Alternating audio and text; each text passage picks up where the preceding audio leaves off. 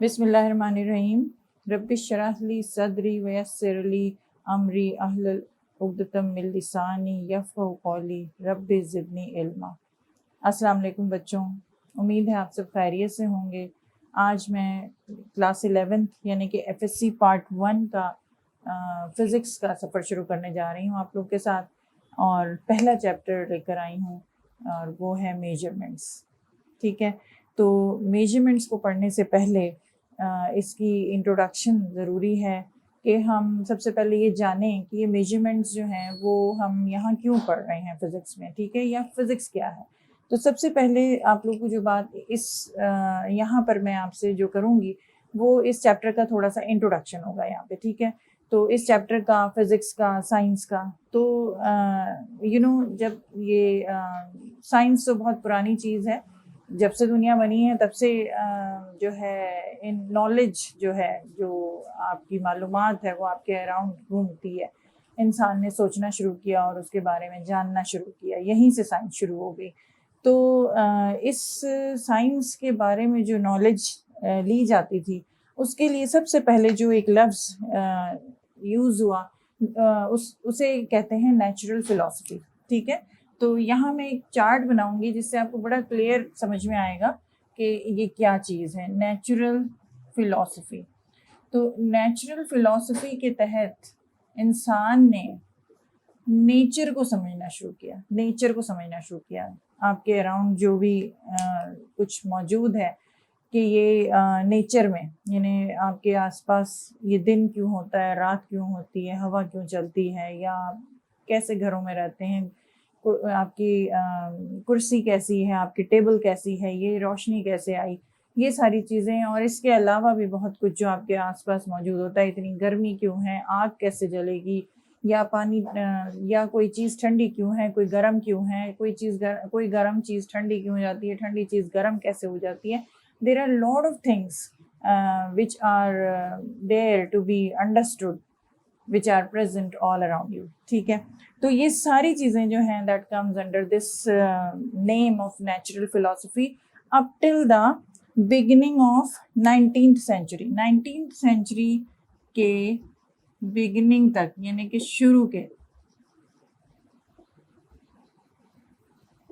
Beginning of 19th century, यानी कि 1800 से लेके 1825 के दरमियान तक, शुरू के 19वीं सदी के शुरू तक जो कुछ इंसान ने समझा अपने नेचर के बारे में, उसको नेचुरल फ़िलॉसफी के टॉपिक के अंडर उसको रखा, ठीक है। उसके बाद यहाँ पर नेचुरल फ़िलॉसफी को दो पार्ट्स में और जब समझा इंसान ने कि नेचर क्या है, तो यहाँ उसने इस नेचुरल फ़िलॉसफी को दो पार्ट्स में क्लासिफाई किया। एक को कहा बायोलॉजिकल साइंसेस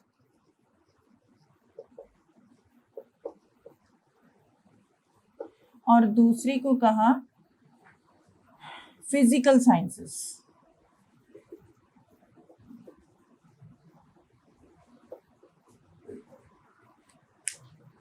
मेरी कोशिश है कि मैं आप लोगों को बहुत अच्छा समझा सकूं और आप लोगों के साइंस के सफ़र में आप लोगों का साथ दे सकूं, और आप लोग जो हैं अल्लाह की मदद से कामयाबी हासिल करें, ठीक है। तो उम्मीद है कि हमारा सफ़र ये अच्छा रहेगा। तो नेचुरल फ़िलॉसफी के अंडर दो हमारे पास कैटेगरीज आ गई नेचर की, या नेचर की फ़िलॉसफी को समझने की, वो है बायोलॉजिकल साइंस और फिज़िकल साइंसेस, ठीक है। अब बायोलॉजिकल साइंसेस क्या है? It is the science of all the living things, जो भी हमारे अराउंड जो जानदार चीज़ें हैं उनके बारे में जो इंफॉर्मेशन है उसको हम कहते हैं biological science. That comes under the topic of biological sciences, like ये इंसान का और जानवरों का के बारे में जानना कि उनके सिस्टम किस तरह से चलते हैं, इंसान कैसे सांस लेता है, कैसे देखता है, कैसे हाथ पांव चलाता है, जानवरों में क्या चीज़ें हैं, या पौधों में क्या है, ये सारे जानदार हैं। तो ये सब बायोलॉजिकल साइंसेस में आते हैं, ठीक है। उसके बाद और फिज़िकल साइंसेस में it deals with all the non living things, ठीक है ना। तो सबसे पहले नेचुरल फ़िलॉसफी को दो पार्ट्स में डिवाइड किया गया। एक लिविंग थिंग्स और एक नॉन लिविंग थिंग्स। तो लिविंग थिंग्स की साइंस को बायोलॉजिकल साइंस, और नॉन लिविंग थिंग्स यानी कि आपके अराउंड ये सर्दी गर्मी का होना, दिन रात का होना, और हर चीज़ की डिज़ाइनिंग, या आपके कपड़े किस तरह से बनते हैं, इंसान ने आग जलाना कैसे सीखा, ये सारी चीज़ें तो फिर जानदार नहीं है ना। तो इन सब की स्टडी जो है it comes under the topic of physical sciences, ठीक है। अब जैसे बायोलॉजिकल साइंसेस जो हैं यानी कि living things, it is further classified into two categories, two और अदर कैटेगरीज ऑल्सो, जैसे कि जोलॉजी, बॉटनी, आपने सुने ही होंगे ये नेम्स, ठीक है ना, एंड अदर ब्रांचेस ऑल्सो। तो जोलॉजी क्या है? ये जानवरों के और बल्कि इंसान के बारे में जानना, ह्यूमन बींग्स एंड एनिमल्स, ठीक है, के बारे में जो इंफॉर्मेशन है उसको हम जोलॉजी कहेंगे। और बॉटनी जो है वो क्या है? It is a study about plants all around you, ये इस तरह से। जबकि फिजिकल साइंसेस के भी हमें लीड करता है to different branches of sciences, and that is, यहाँ पे आती है हमारी फिज़िक्स, ठीक है। इसी तरह और भी ब्रांचेस हैं, जैसे कि आपके फिज़िक्स है, केमिस्ट्री है, एंड अदर जियोलॉजी है, लाइक दिस, ठीक है। ये ब्रांचेस जो हैं इस टॉपिक पे आती हैं, इसके अंडर आती हैं, ठीक है। ऐसे many other branches are there, ये यहाँ तो मैंने चंद लिस्ट की हैं, ठीक है। अच्छा, उसके बाद ये है कि ये चार्ट तो आपको समझ में आ गया। अब हम यहाँ पर फिजिक्स में आ गए हैं, ठीक है। अब इस पूरे ये जो मैं आपके सामने लेके खड़ी हूँ, वो ये वाला टॉपिक या ये वाली फील्ड ऑफ साइंस को लेके खड़ी हूँ, यानी कि नेचुरल फिलोसफी की स्टडी जो दो पार्ट्स में डिवाइड हुई, और उसके बाद हर दो पार्ट्स में भी डिविजन्स हो गई, तो उनकी भी इतनी सारी डिविजन्स में से मैं फिजिक्स लेकर आपके सामने आई हूँ, ठीक है। तो अब फिजिक्स जो है it is said to be the most fundamental of all the sciences. ये जितनी साइंसेस है ना, इसमें आप कह लें कि सबसे फंडामेंटल, सबसे बेसिक चीज़ जो है ना वो फिजिक्स है, ठीक है। This branch of science which is most basic of all, most fundamental of all sciences is called as physics, ठीक है, is actually physics। अच्छा, अब फिजिक्स जो है, ये फंडामेंटल साइंसेस जो हैं, it has been classified into other categories, वो मैं आपके सामने करती हूँ।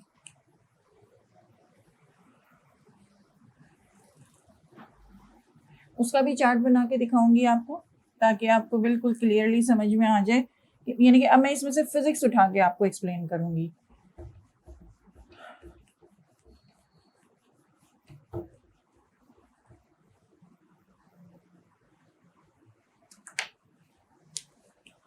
फिजिक्स को कह लें इज फर्दर डिवाइडेड, या physics which is the most fundamental of all sciences is divided into three categories. सबसे पहले है the study of very large objects, very large things. We call this branch of physics, or not branch, this field of physics as the macroscopic world of physics. Macroscopic means study of large bodies like your space and all, planets के बारे में, और जो universe के बारे में, और जो आप मून स्टार्स के बारे में, आप इतनी बड़ी बड़ी चीज़ों के जो जिनका डिस्टेंसेस इतने बड़े बड़े हैं, इतने लार्ज हैं, उनके बारे में जब आप पढ़ते हैं तो you are in the physics of macroscopic, you are in the world of macroscopic physics, ठीक है। फिर हम आते हैं, ये सबसे लार्ज बॉडीज़ होगी, और एक अब हम आते हैं world of very small bodies, that is called as the microscopic world of physics. These deal with very small bodies, जो के which are not seen by your eyes, very small bodies, जो हमारी आंखों से नहीं नजर आते। वो कौन से हैं? Like the electrons, protons, neutrons। अब तो आपको इनके बारे में पता ही है कि दुनिया की कोई चीज़ ऐसी नहीं है जो इनसे ना बनी हो। ये सबसे फंडामेंटल पार्टिकल्स हैं जो कि जिन्होंने इस दुनिया की हर चीज़ को बनाया है, लेकिन ये ऐसे पार्टिकल्स हैं जो हम अपनी आंख से नहीं देख सकते, ठीक है। तो ये आ गई microscopic word. Micro means very small, microscopic very small bodies की जो स्टडी है, and this is the you can say the microscopic world of physics. We deal with the extremely small objects. उसके बाद हम आते हैं तीसरा साइज जो है वो मिडिल साइज्ड ऑब्जेक्ट्स जहाँ पर होते हैं, और हम इसको कहते हैं कि it is the world of complex matter, ठीक है। अब ये जो मिडिल साइज्ड ऑब्जेक्ट्स हैं,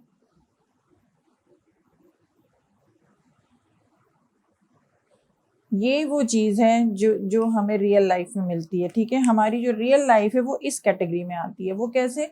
यानी कि मिडिल साइज्ड ऑब्जेक्ट्स मतलब जो ना इतने बड़े हैं लार्ज बॉडीज की तरह, मैक्रोस्कोपिक बॉडीज की तरह, और ना वो इतने छोटे हैं माइक्रोस्कोपिक बॉडीज की तरह, ठीक है। तो ये that form those things form the complex matter, और you can say that it is the complex world of complex matter, ठीक है। जहाँ पर हम मिडिल साइज्ड ऑब्जेक्ट से डील कर रहे होंगे, यानी कि ऐसे साइजेस जिनको हम मेजर कर सकते हों, और जिनको हम मेजर कर सकते हैं, और जो हमें हमारे लिए बहुत बड़े भी नहीं हैं और बहुत छोटे भी नहीं हैं, ठीक है। अच्छा, अब ये फिजिक्स के बारे में यहाँ पर हमने पढ़ा। और एक बात ये कि जो फिजिक्स है it deals with actually the measurements and calculations, ठीक है। हमें फिजिक्स इज एक्चुअली, ये जो ब्रांच जो most fundamental of all sciences है, it is the experimental field, ठीक है। एक्सपेरिमेंटल फील्ड यानी कि जो हमारे अराउंड हो रहा है उसको समझने के लिए जिस फील्ड में हम जाते हैं वो फिजिक्स है, ठीक है। तो चूंकि ये एक्सपेरिमेंटल फील्ड है तो we need lots of calculations and measurements, ठीक है। Measurements and calculations you say. तो ये एक्सपेरिमेंटल फील्ड में मेजरमेंट्स और calculations play very important role, ठीक है। तो इस चैप्टर में आप लोगों ने इस फिजिक्स में, अब इस चैप्टर में आप, चूंकि ये एक्सपेरिमेंटल फील्ड है तो आप मेजरमेंट्स और कैलकुलेशन से डील करते हैं, तो हमें मेजरमेंट्स और कैलकुलेशंस के बारे में पता होना चाहिए, बहुत अच्छा, ठीक है। तो इस चैप्टर में आप मेजरमेंट्स के बारे में पढ़ेंगे कि वो हम कैसे बहुत एक्यूरेटली मेजरमेंट्स कर सकते हैं, या क्या है मेजरमेंट्स, ठीक है। इनकी डिटेल हम इस चैप्टर में पढ़ेंगे। और इसमें अब हम आते हैं आगे, तो वी सी दैट कि फिजिक्स की जो मेन डेफिनेशन है वो क्या है। What is physics? ये तो आपने 9th क्लास में ही पढ़ा है। फिजिक्स क्या है? It is the branch of science that deals with energy and matter and their interaction, ठीक है ना। बड़ी आपको रटी रटाई सी चीज़ है। एनर्जी और मैटर के बारे में जब आप पढ़ते हैं एंड देयर इंटरैक्शन के बारे में पढ़ते हैं, तो it makes which branch of science? It makes the physics branch of science, ठीक है। तो ये हो गई फिजिक्स की डेफिनेशन। और 19th सेंचुरी के एंड तक, मैंने आपको शुरू में बताया था कि 19th सेंचुरी के बिगनिंग तक तो ये नेचुरल फिलोसफी को फिर हमने 2 पार्ट्स में डिवाइड कर लिया था। जितनी भी नॉलेज इंसान के पास थी उसको बायोलॉजिकल और फिजिकल साइंसेज में डिवाइड करके फिर हमने आगे और कैटेगरीज बना ली थी। फिर हमने फिजिक्स को भी डिवाइड कर लिया, फिजिक्स भी छोटी बड़ी चीज़ों की और मीडियम साइज्ड ऑब्जेक्ट्स के बारे में जिनको जहाँ हम पढ़ते हैं उनके बेसिस पर भी हमने 3 क्लासिफिकेशन ऐसे कर ली फिजिक्स की, ठीक है। तो फिजिक्स जो है, लेकिन जब हम एंड ऑफ 19th सेंचुरी में आ गए, ठीक है, when we came to the end of 19th century, मतलब कहाँ पर? मतलब ये कि हम 1880 से लेके 1900 तक और 1900 से भी आगे 1920 तक, इन सालों में, इन डेकेड्स में, ठीक है।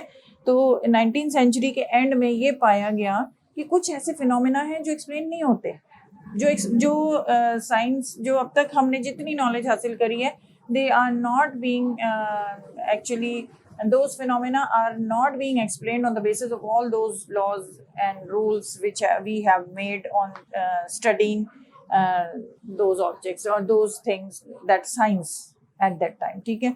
तो दैट मीन्स कि हमें और भी रिसर्च की ज़रूरत है, और उस वक्त आके फिर हमने और जब साइंटिस्ट ने रिसर्च किया तो और नई ब्रांचेस सामने आई, और कुछ नई ब्रांचेस जैसे आपके बुक में यहाँ पे चैप्टर में दी हुई हैं, उनको मैं नेम करूँगी, उनका डेफिनेशन भी है यहाँ पे। एक है आपकी न्यूक्लियर फिजिक्स, ये मैं दूसरे पेन से लिखती हूँ ताकि आप डिफ्रेंशिएट कर सकें इसको।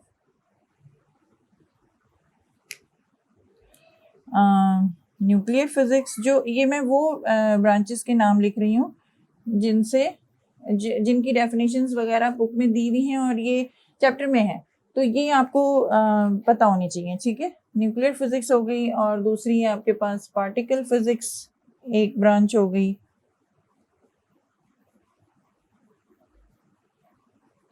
और दूसरी हो गई आपकी solid state physics, solid state, यहीं पे लिख देती हूँ, solid state physics.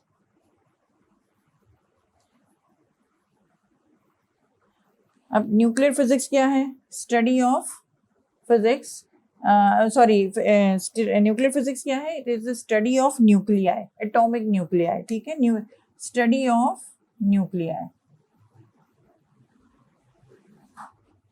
Forms the nuclear. फिर पार्टिकल फिजिक्स क्या है?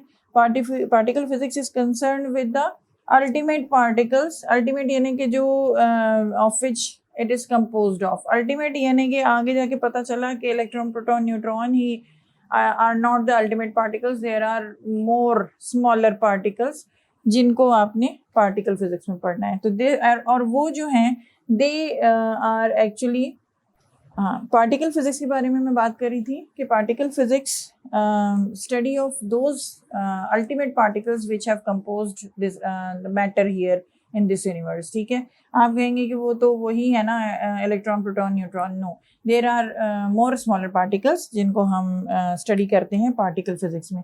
तो it is the study of ultimate particles, जिनके बारे में हम अल्टीमेट पार्टिकल्स, ठीक है। फिर आ जाता है solid state physics. Solid state physics क्या है कि सॉलिड स्टेट जो है means it deals with the structure of atoms and molecules, ठीक है। एक और आपके बुक में दी हुई है आपको ब्रांच, और वो है रिलेटिविस्टिक मैकेनिक्स, रिलेटिविस्टिक मैकेनिक्स, ठीक है। रिलेटिविस्टिक मैकेनिक्स में क्या है? Relativistic, it deals with the velocities reaching up to the velocity of light, ठीक है। It is the study of objects reaching to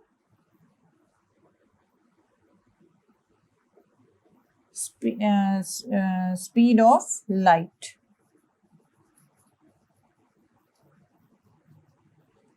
ठीक है। तो ये सारी ब्रांचेस हमें पता चली कि इनके अलावा भी बहुत सारी ब्रांचेस हैं, लेकिन ये चंद की मैंने यहाँ पे डेफिनेशन इसलिए कोट की कि ये आपके बुक में है। अब मैंने आपके बुक से बहुत ज़्यादा इधर उधर नहीं जाना, ज़ाहिर है कि एक्स्ट्रा इन्फॉर्मेशन तो मैं दूंगी, लेकिन ये कि जो वहाँ है वो तो मेंशन करना है ना, क्योंकि आपने ये देखकर समझना भी और याद भी करना है, ठीक है। अब इसके बाद आई कम टू द पॉइंट कि ये फिज़िक्स जो है, ये चूंकि फंडामेंटल ऑफ ऑल साइंसेज है, तो ये फिज़िक्स और भी दूसरी ब्रांचेस को जन्म देती है।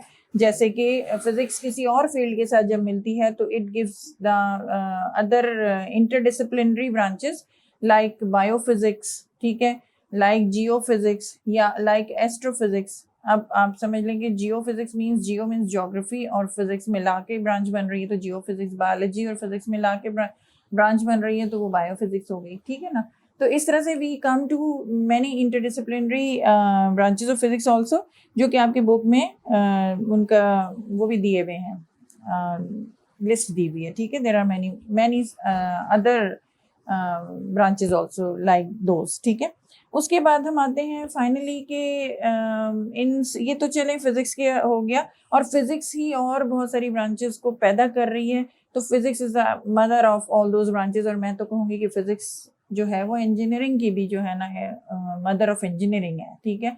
यानी कि इन सब का जो बेस आता है वो फिजिक्स पर आता है। जब तक फिजिक्स में आप वो थ्योरी नहीं पढ़ लेते, you can not apply it anywhere in any other field, ठीक है, which are being led to from physics, ठीक है। अच्छा, तो अब हम आते हैं कि आईटी वर्ल्ड में इंफॉर्मेशन टेक्नोलॉजी, ठीक है। ये मैं यहाँ लिखती हूँ with some other colour, information technology IT.